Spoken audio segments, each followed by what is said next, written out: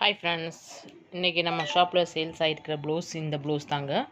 இது வந்து ஒரு ஜம்போ சைஸ் ப்ளவுஸு. இது வந்து ஒரு நல்ல ஒரு நேவி ப்ளூ கலரில் நீங்கள் பார்த்துட்டு இருக்கீங்க.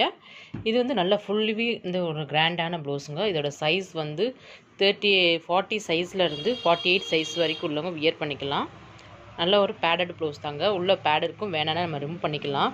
ஃப்ரண்ட் கொக்கு உள்ளதாங்க. சைடில் வந்து கிளாத் இருக்கும், வேணுன்ற அளவுக்கு நம்ம வந்து ஓப்பன் பண்ணி விட்டுக்கலாம்.